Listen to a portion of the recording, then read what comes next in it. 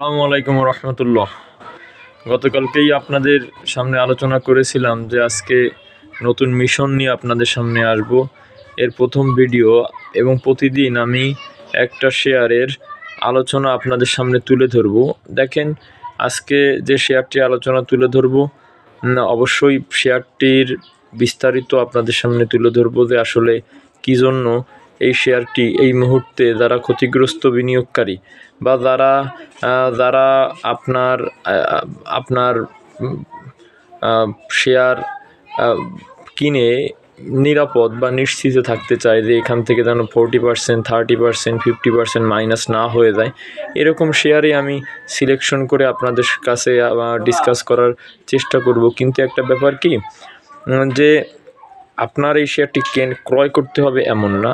আমি জাস্টিফাই করার জন্য বলতেছি যে আমি যে শেয়ারটি নিয়ে ডিসকাস করব, আমার একটা জাস্টিফাই, আমার একটা অবজারভেশন, আপনিও অবজারভেশন করেন।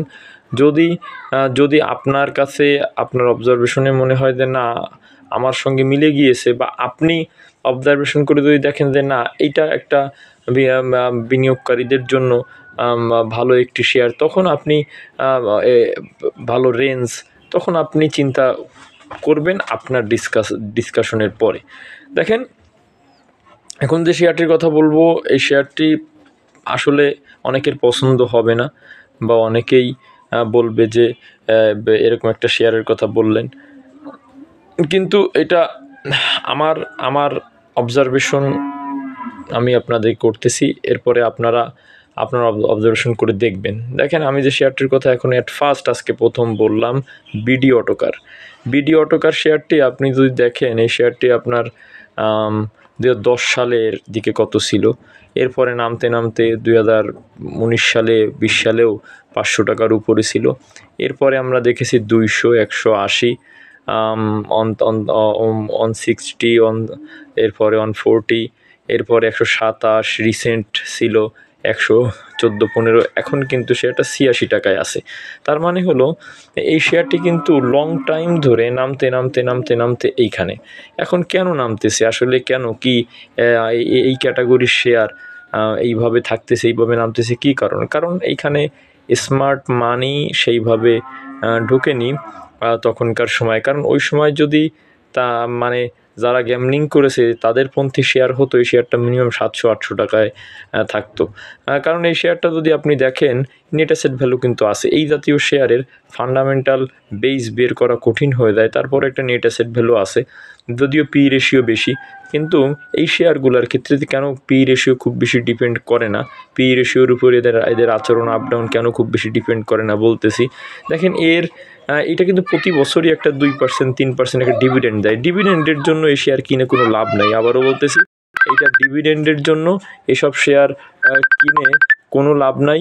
ডিভিডেন্ড এটা ডিভিডেন্ড আপনাকে এটা দ্বারা ডিভিডেন্ড আপনার পেতে পারবেন না, ডিভিডেন্ড খাওয়া হবে না। এইসব শেয়ার ক্যাপিটাল গেইনের জন্য আপনাকে কিনতে হবে, একমাত্রই ক্যাপিটাল গেইনের জন্য। দেখেন, এই শেয়ারটা আপনার কী কারণে এটার একটা আমি বলতেছি, পি রেশিও বেশি থাকার পরেও, এরপরে আপনার ডিভিডেন্ড কম দেওয়ার পরেও ডিভিডেন্ড বেশি পাবে না, তারপরেও কেন বলতেছি, কারণ এই শেয়ারটা যদি দেখেন, পেইড অফ ক্যাপিটাল 43 লক্ষ, যার মধ্যে 30% ডিরেক্টর হোল্ডিং, 7%-8% মতন ইনস্টিটিউট হোল্ডিং, এবং অনলি 27 লক্ষ শেয়ার এর কিন্তু আপনার পাবলিক হোল্ডিং। তাহলে এই শেয়ারগুলো সাপ্লাই অ্যান্ড ডিমান্ডের একটা কম্বিনেশনে এরা কিন্তু অনেকটা এগিয়ে থাকে ক্যাপিটাল গেইনের ক্ষেত্রে। যদি আপনি সাপ্লাই এবং ডিমান্ডকে কন্টিনিউ করেন, ক্যাপিটাল গেইনের ক্ষেত্রে অনেক দূর এগিয়ে থাকে। আর বাজারে মূলত আপনাকে ক্যাপিটাল গেইন দেয় কিন্তু ডিভিডেন্ড দেখে না। ডিভিডেন্ড দেখে কখনো ভালো ক্যাপিটাল গেইন হয়েছে এরকম শেয়ারের সংখ্যা খুবই কম। বাজারে আপনাকে ক্যাপিটাল গেইন দিবে সাপ্লাই এবং ডিমান্ডের কম্বিনেশনে। এইসব শেয়ার যখন পাবলিক বা একটু বড় পার্টিরা যখন ইনভলভ হয়, তখন হয় কি, এদের ডিমান্ড অনেক বেড়ে যায়। সাপ্লাই তো আপনি দিতে পারবেন না, কারণ আপনার 26-27 লক্ষ যদি পাবলিক হোল্ডিং থাকে, আপনার ওই 26-27-28-30 লক্ষ শেয়ারের মধ্যে ঘুরতে ফিরতে হবে। তাহলে আপনি কিন্তু সাপ্লাই দিতে পারতেছেন না। আপনার শেয়ার কিনতে পারবে 30 লক্ষ, আপনার আছে 27 লক্ষ।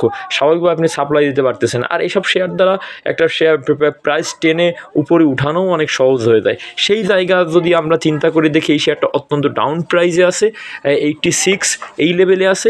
86 এই লেভেলে যদি এই শেয়ারটা ক্রয় করা হয়, আমার মনে হয় না যে 20% কেউ লসে চলে যাবে, বা 10% লসে যাওয়া খুব ডিফিকাল্ট ব্যাপার আমার মনে হয়। কিন্তু এইখান থেকে 30, 40, 50% প্রফিট হওয়া খুব ইজিলি ব্যাপার। এই জন্য আমি এইটা চুজ করলাম। সকলে ভালো থাকবেন, সুস্থ থাকবেন এবং আপনারা মিলিয়ে দেখবেন। আসসালামু আলাইকুম রহমতুল্লাহ।